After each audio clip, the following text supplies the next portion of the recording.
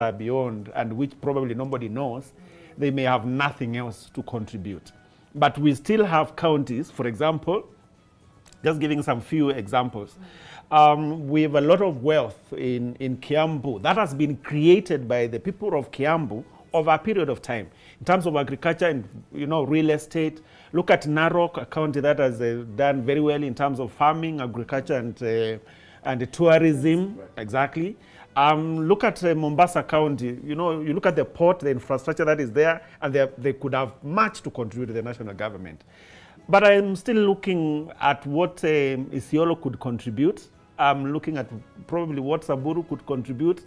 Do they have enough livestock? So in fact, when we look at the livestock, where do we find the real resource that is called livestock? What is it? Is it in Kajiado? Is it in Samburu? Is it in whichever other counties? So because of that level of inequality, you find that we still have a long distance to go before we can actually say that counties could actually contribute in a big way to the national kitty. But let me just pick up on one of the manifestos that was fronted by one of the presidential candidates. And in the event that they won and propagated really this, because it was every county, one industry, or one industry. If the government can actually, if he won, for instance, and then he is able to perpetuate that kind of a policy and ensure that every county, at least as an industry, and something that can actually create real, economic base, create jobs, but then create more wealth for the inhabitants. Then we literally uplift that particular county from just being a net receiver to also a contributor to the national kitty. Okay. Basically. So nataka nizungumze kwa Kiswahili juu sasa tuko kwa maamuzi 2022. I'm eating into their time. Just so quickly, on the question of kingpins, what do you make of it? Are there new kingpins or on the block, or kingpins relics of the past? Caroline? I think, I remember saying, was it on Tuesday or Wednesday when we were sitting here, that I think the era of these so-called kingpins is coming to an end. And I'll stick to that. I'll tell you why. In the past, kingpins were very powerful individuals. They're the ones who actually dictated what happened in the region. And usually it was either in the constituency or in a larger area, maybe an ethnic area. Those people are now fading off. We've seen in this election, if you think yourself a kingpin, and we had so many of them, we had the Kerait was saying, these people, they will vote for me. We had Naomi Shaban saying, these are my people, hawa ni watu wangu hawa. Watanipa kura, they must vote for me. You go to the polls and they're not voting for you in the numbers you thought, or they have completely rejected you. So those so-called, the era of the so-called kingpin, to me, it's fading off because one, we now have devolved government. So in a particular county, who is the kingpin? Is it the governor? Is it a powerful MCA? Is it a particular MP in a certain area? Is it a clan leader, etc.? So these political kingpins, to me, they're fading off.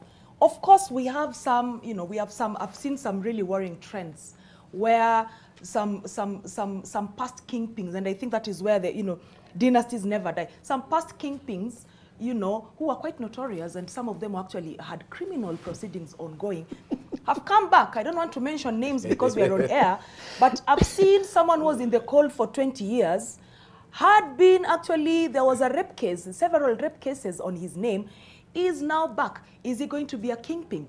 Probably not. And when people begin to present themselves as kingpins, the electorate has a way of defanging them.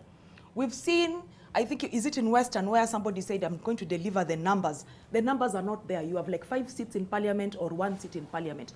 So these so-called kingpins, most of them who are built on an ethnic base, as we become more cosmopolitan, as we begin to see ourselves beyond the narrow lens of an ethnic identity into, we are now thinking of class, we are now thinking of wealth creation. We are thinking in terms of removing people from what Prof is calling the lumpen into a working class. When we begin to view ourselves through different lenses of nuance, I think those it is you either come in and deliver, And if you don't deliver, we get rid of you and we move on to the next person. Okay. Yes. So quickly, Prof, Yes. and Sam, so we can close. But I'm also seeing something is happening in Kasarani. Kasarani. Dennis, that is your forte. Perhaps you can find out and give I us some think, insight. I think I've seen the vehicle of Johnson Sakaja just making way into the Kasarani, where it's a tallying center. We earlier saw Edin Sifuna receiving his certificate with Esther Pasaris as well. So what we're waiting for the pictures Have they been locked out? Sakaja. Because I'm seeing a contingent. Do you call it a contingent? Well, sometimes, you know, like what we were saying in the morning, the work of the officers there is to just maintain law and order. And sometimes when a politician drives in with a mob, you know, you have to not just protect him, but protect officials of the IEBC and every other Kenyan that's around that station. So sometimes just to maintain that law and order takes time to convince the mob to stay back, to allow, you know, the politician to make their way in. So Nina Shaban is covering that for us. And if you could at least even get her on phone to explain what is happening, to explain those pictures, would really appreciate it. Quickly, Prof, Sam, the question of kingpins? Yes, kingpins and political dynasties and so on, I've got a slightly different view. And I like that idea that they're just asleep. They don't die. You see, if you look at the system, the political, we run a system actually called political economy, where economics is actually mixed with politics. A lot of the fellows who've won seats around, one of the things that distinguishes them is that they come from moneyed families, or are have been involved in huge businesses and so on. So it's still going to be quite difficult for some particular seats to win them on the basis of, I would say, mere popularity. You'll still need a lot of money. So we will be seeing a lot more of, as we move into the future, a lot more of rich business people, you know, actually determining who becomes a leader, or sometimes themselves putting those particular leaders in place. This is the situation even in the US. I mean, how did they end up with Trump in the first instance? Is that political economy? But then occasionally they sponsor a candidate that is popular, that may not necessarily have you know, money in their pockets.